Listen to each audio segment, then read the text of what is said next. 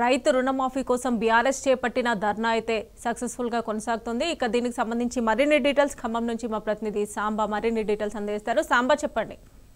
మమత ఖమ్మం తెలంగాణ తల్లి సర్కిల్ దగ్గర బీఆర్ఎస్ పార్టీకి సంబంధించినటువంటి కార్యకర్తలు రైతులు పెద్ద ఎత్తున తరలించారు. మాజీ మంత్రి పువ్వాడ అజయ్ కుమార్ నేతృత్వంలో ఎవరైతే కేటీఆర్ ఇచ్చినటువంటి పిలుపు మేరకు ఇవాళ రాష్ట్ర వ్యాప్త ధర్నాలు కొనసాగుతున్నాయి. ఖమ్మం తెలంగాణ తల్లి చౌరస్తా దగ్గర కూడా పెద్ద ఎత్తున కార్యకర్తలంతా కూడా గుమిగూడారు.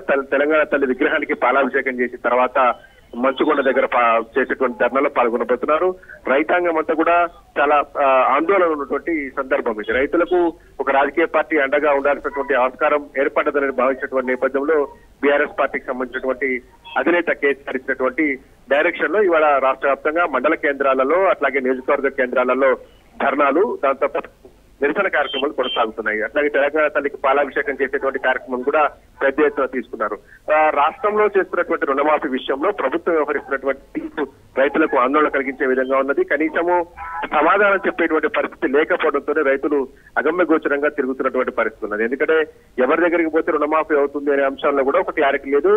ఆ క్లారిటీ ఇవ్వాల్సినటువంటి ప్రభుత్వం కూడా ఆ మేరకు చర్యలు చేపట్టినట్టుగా కనపడటం లేదు. దీంతో గ్రామ స్థాయిలో ఒక్కొక్క గ్రామంలో 150-200 మంది రైతులు ఎప్పుడు రుణమాఫీ అవుతుందో తెలవనటువంటి పరిస్థితులలో ఆఫీసుల చుట్టూ తిరుగుతున్నారు. వారందరినీ కూడా ఒక తాటి మీద తీసుకొచ్చి రైతులకు నేరుగా రుణమాఫీ జరిగేలాగా ప్రభుత్వం చర్యలు చేపట్టాలనేది బీఆర్ఎస్ పార్టీ చేస్తున్నటువంటి డిమాండ్. అందులో భాగంగానే ఇవాళ మండల స్థాయిలో ధర్నాలు చేస్తున్నారు. దీన్ని మరింత ఉధృతం చేసేందుకు అంటే కలెక్టరేట్ల దగ్గర కావచ్చు, దాని తర్వాత రాష్ట్ర స్థాయిలో కూడా నిరసన కార్యక్రమాలను ప్లాన్ చేసేందుకు బీఆర్ఎస్ పార్టీ ఒక ప్రణాళిక సిద్ధం చేస్తుంది. ముందు డేటా సేకరించాలి. రైతుల డేటా సేకరించి గ్రామాల నుంచి ఈ ప్రభుత్వం ఎందుకు ఆ రకమైనటువంటి మభ్య పెట్టేటువంటి కార్యక్రమం చేస్తుంది అనేది కూడా బీఆర్ఎస్ పార్టీ ప్రశ్నిస్తుంది. నిజంగానే చిత్తశుద్ధి ఉంటే ఒకవేళ మాఫీ చేస్తాము అనేటువంటి దాంట్లో చెప్పింది నిజమైతే ఇప్పటికే 3 దఫాలుగా జరిగినటువంటి రుణమాఫీకి సంబంధించి ఏవైతే టెక్నికల్ అంశాలు ప్రభుత్వం చెప్తున్నదో బ్యాంకర్స్ చెప్తున్నారో వాటిని రెక్టిఫై చేసేటువంటి ఆస్కారం ఉన్నప్పటికీ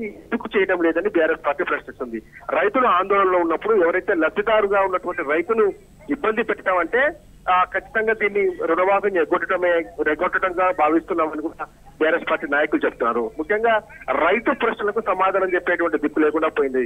ఎందుకంటే రైతుకు తనకు వచ్చినటువంటి బాధను చెప్పుకునేందుకు, తనకు వచ్చినటువంటి సమస్యలు చెప్పుకునేందుకు వెళ్ళినప్పుడు ఎక్కడా ఒక రకమైనటువంటి భరోసా దొరకట్లేదు. ఆ భరోసా దొరకపోవడం చేత రైతు ఆందోళన చెందుతున్నాడు, రైతు ఆవేదన చెందుతున్నాడు.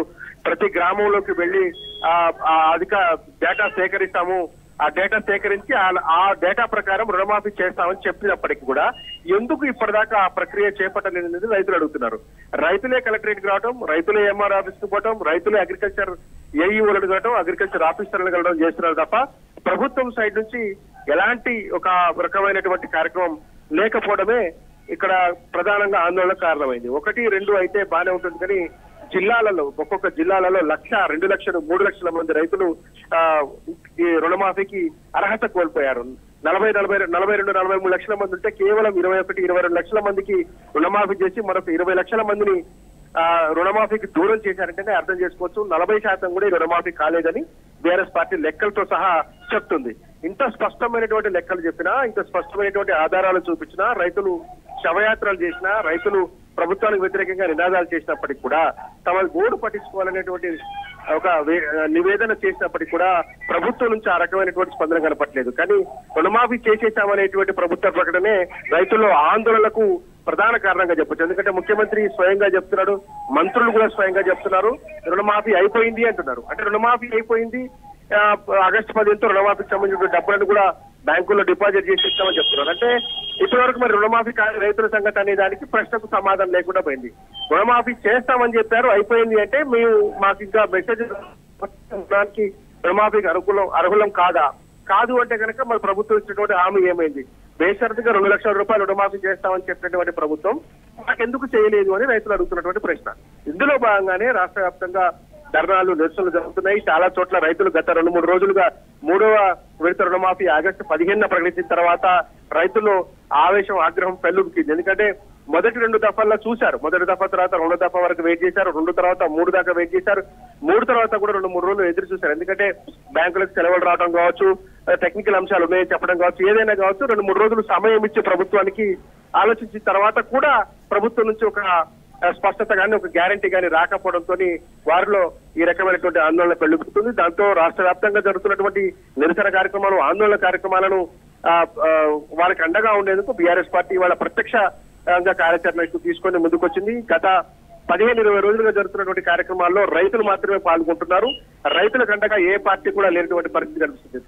ప్రజెంట్ ఖమ్మం తెలంగాణ తల్లి చౌరస్తా దగ్గర విగ్రహానికి మాజీ మంత్రి పువ్వాడ అజయ్ కుమార్ పాలాభిషేకం చేస్తున్నారు. పట్టణ పార్టీకి సంబంధించినటువంటి నాయకులు, చాలా పెద్ద ఎత్తున తరలించినటువంటి కార్యకర్తలు అందరూ కూడా ఇక్కడికి వచ్చారు. ఎందుకంటే తెలంగాణ తల్లి విగ్రహాన్ని విషయంలో కూడా ప్రభుత్వం వ్యవహరించిన తీరు, ఆ విగ్రహ ఏర్పాటుకు సంబంధించినటువంటి అంశంలో ముఖ్యమంత్రి ఇచ్చినటువంటి స్టేట్మెంట్లు కూడా చాలా దుమారాన్ని రేకెత్తినటువంటి సంఘటనలు మనం చూసాం.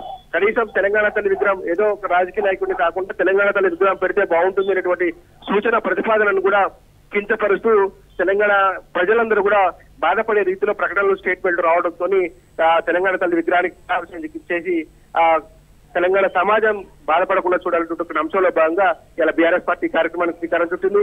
పెద్ద ఎత్తున ఖమ్మం జిల్లాలో ఆందోళన కార్యక్రమాలు కొనసాగుతున్నాయి. బీఆర్ఎస్ పార్టీ నేతృత్వంలో తరలించినటువంటి రైతులందరూ కూడా ప్రభుత్వానికి, ముఖ్యమంత్రికి వ్యతిరేకంగా నినాదాలు చేస్తున్నారు. మేము ఏం అడుగుతలేము, మాకు రుణమాఫీ చేయమని అడుగుతున్నాము. మా రుణమాఫీ ఎందుకు చేయడం లేదు, ఎన్నికల ముందు ఎలాంటి షరతులు లేకుండా చేస్తామని చెప్పినటువంటి ప్రభుత్వం ఇప్పుడు షరతులు పెట్టడం ఏంటి, టెక్నికల్ అంశాలను తీసుకురావడం ఏంటి అనేటువంటిది రైతులు అడుగుతున్నటువంటి ప్రశ్న. ఆ మౌలికమైన ప్రశ్నకు ప్రభుత్వం దగ్గర సమాధానం లేదు. సమాధానం లేదంటే దాటవేద ధోరణిగా భావించాల్సి ఉంటుందా, లేకపోతే ఇయ్యట్లేదు, మాఫీకి సంబంధించినటువంటి ప్రక్రియను మొదలు పెట్టట్లేదు, టెక్నికల్ అంశాలను రిజాల్వ్ చేసేందుకు, పరిష్కరించేందుకు మెకానిజాన్ని తయారు చేయడం లేదంటే గనక ఇక ఎగబెట్టేటువంటి కార్యక్రమానికి ప్రభుత్వం పూనుకుందా అనేటువంటి అనుమానాలు కూడా రైతులు వ్యక్తమవుతున్నాయి. నిన్న మొన్న అగ్రికల్చర్ ఆఫీసులలో మీ సమస్యలను తీసుకురండి, మీరు అప్లై చేసుకోండి అని చెప్పారు. అక్కడికి వెళ్తే అప్లికేషన్ చేసుకోవడానికి ఫార్మాట్ ఇస్తున్నారు తప్ప ఎప్పుడు రుణమాఫీ చేస్తారనేటువంటి అంశాన్ని మాత్రం ఎక్కడ ప్రస్తావన చేయలేదు. దాంతోనే రైతులకు ఇంకా పెద్ద ఎత్తున అనుమానాలు వ్యక్తం అవుతున్నాయి. మాఫీ చేస్తామని చెప్పినటువంటి ప్రభుత్వం మరి మాఫీకి అర్హులైనటువంటి వారి జాబితా ఇచ్చిన తర్వాత ఎందుకు ఈ రకమైనటువంటి ప్రక్రియ చేపట్టలేదు అనేది కూడా రైతుల్లో వస్తున్నటువంటి మరొక ప్రధానమైనటువంటి ఆరోపణ. సగానికి సగం 60% మంది రైతులకు రుణమాఫీ కాకపోవడం అనేది కూడా బహుశా రాష్ట్ర చరిత్రలో ఎప్పుడు జరగలేదు కాదు. సమైక్య రాష్ట్ర చరిత్రలో కూడా అప్పట్లో రుణమాఫీ జరిగినా, ఆ తర్వాత కేసీఆర్ ప్రభుత్వంలో రుణమాఫీ జరిగినా అనేక సందర్భాల్లో రుణమాఫీ జరిగినటువంటి దాఖలాలు ఉన్నాయి. కానీ ఎప్పుడు ఇంత పెద్ద ఎత్తున రైతులు రోడ్ల మీదకి వచ్చినటువంటి దాఖలాలు అయితే లేవు. కాబట్టి రైతులు రోడ్ల మీదకి వస్తున్నారంటే ఈ సమస్య జటిలమైనదా, లేకపోతే ప్రభుత్వం జటిలం చేస్తుందా? ఇంత పెద్ద సమస్యను ముందు పెట్టుకొని ఈ రకమైనటువంటి తాత్సారం చేసి రైతులను ఇబ్బందులకు గురి చేసి అసలు రుణమాఫీకి దూరం చేసేటువంటి ప్రయత్నం వల్ల శ్రీకారం చుట్టారనేటువంటి అనుమానాలను రైతులు రేకెత్తిస్తున్నారు. ప్రభుత్వం మీద ఆ రకమైనటువంటి బాధ్యత ఉందని కూడా అడుగుతున్నారు.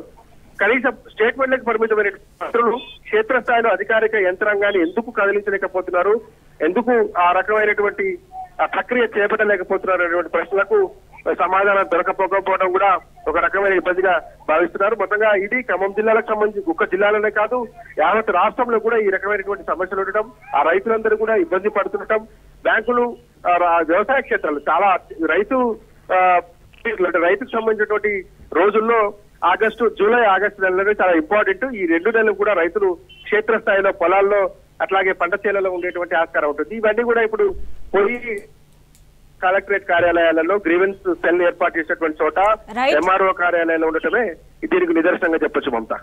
Right Samba, thanks for